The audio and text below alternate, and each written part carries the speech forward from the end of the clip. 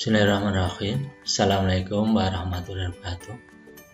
Selamat siang anak-anak. Ya, berjumpa lagi dengan Pak Ngadimin. Kita akan belajar IPA bersama-sama. Untuk pertemuan pada siang hari ini kita masih akan melanjutkan pelajaran kita yang kemarin mengenai tanah dan keberlangsungan kehidupan. Tapi ya sebelumnya, bagaimana kabarnya anak-anak? Semuanya dalam keadaan sehat ya? Diharapkan semuanya dalam keadaan sehat walafiat, tidak ada kurang suatu apapun. Dan saya harapkan juga semuanya sudah siap untuk mengikuti pembelajaran pada siang hari ini.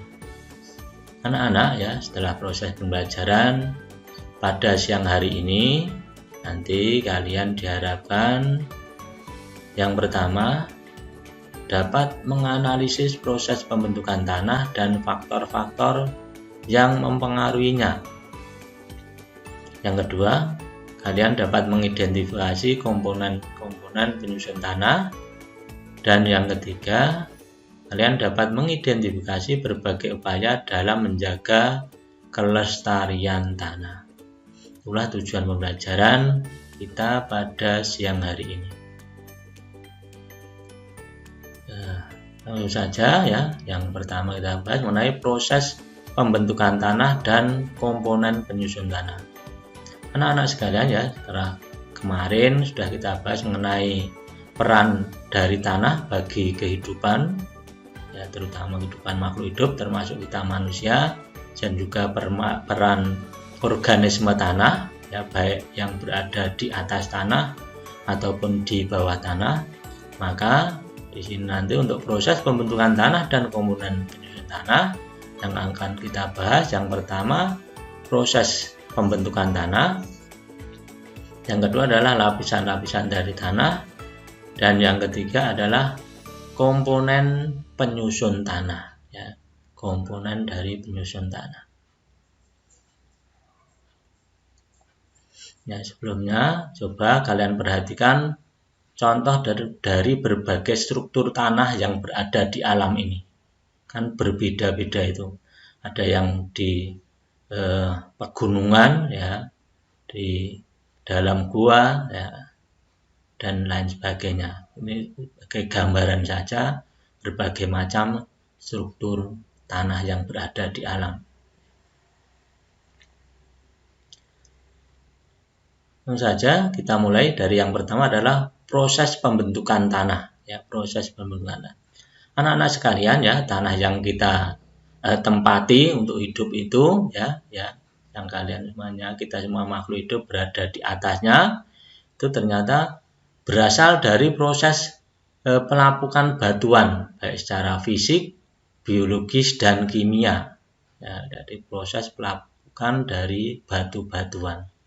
Dengan demikian, faktor-faktor yang mempengaruhi proses pelapukan batuan menjadi tanah dapat dibedakan menjadi tiga, yaitu ada proses fisik, faktor fisik, kemudian faktor biologis, dan faktor kimia. Jadi ada tiga ya, faktor fisik, faktor biologis, dan faktor kimia. Ya, yang termasuk faktor fisik antara lain adalah iklim dan sinar matahari dan juga curah hujan. Nah, untuk faktor biologis ada vegetasi tumbuhan ya, jenis tanaman-tanaman terutama lumut itu ya, dan mikroorganisme tanah. Jadi peran mikroorganisme dalam tanah itu juga sangat penting dari proses pembentukan tanah. Dan yang ketiga adalah faktor kimia, adalah yang termasuk faktor kimia, tipe batuan juga perubahan kimia. Ini adalah proses dari pembentukan tanah. Dan yang kedua adalah lapisan-lapisan tanah. Jadi coba kalian perhatikan tanah kita ya, yang kita tinggali ini, kalau digali ke dalam, maka ternyata akan terdiri dari lapisan-lapisan. Jadi kalau kamu perhatikan seperti kue lapis legit itu loh. Nah, itu kan berlapis-lapis. Jadi tiap lapisan mengandung bahan yang berbeda. Jadi dibedakan jadi yang pertama adalah lapisan atas, disebut juga horizon A. Itu lapisan ini merupakan lapisan yang terbentuk dari hasil pelapukan batuan dan sisa-sisa makhluk hidup yang telah mati.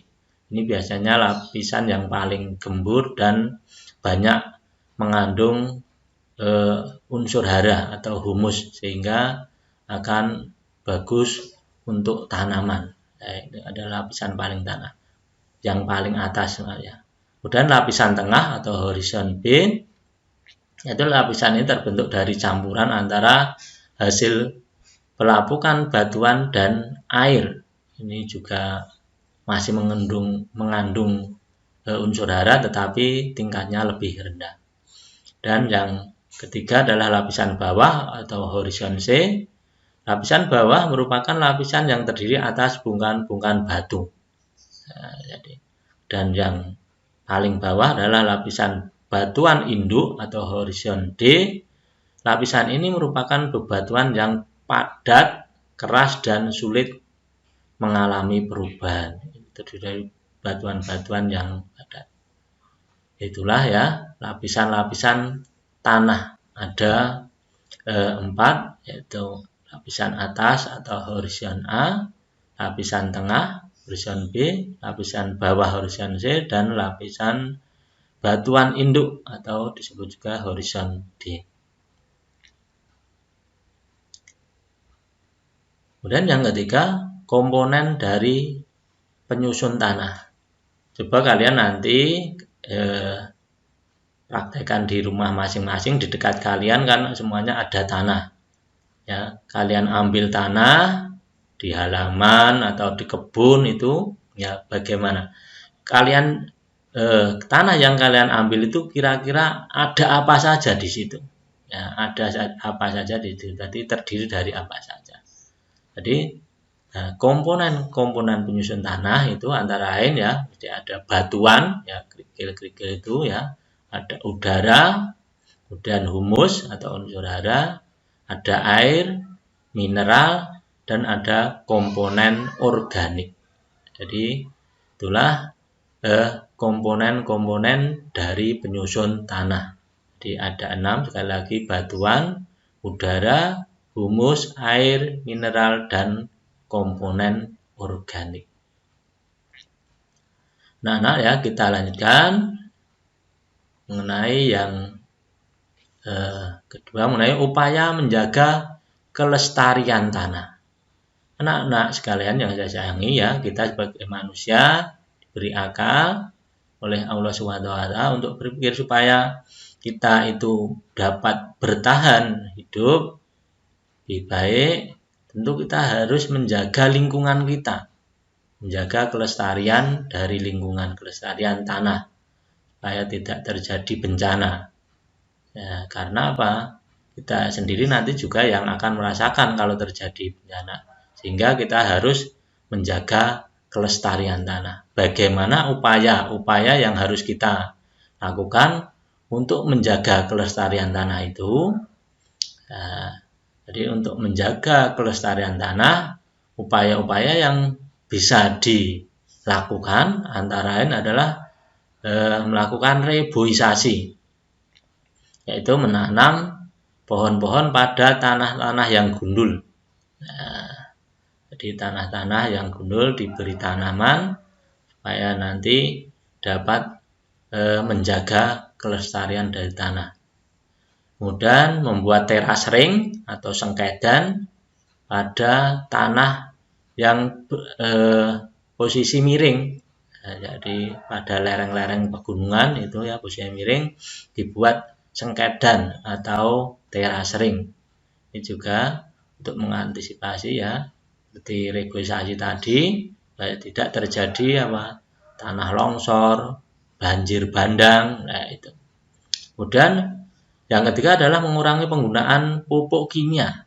Kita tahu bahwa pupuk kimia itu selain menunggu juga nanti sisanya akan menyebabkan menjadi penyakit bagi tanah. Ya, jadi harus penggunaan pupuk kimia itu harus terukur betul-betul sesuai dengan ukurannya, dengan aturan. Ya. Kalau berlebihan nanti malah akan merusak dari tanah itu sendiri.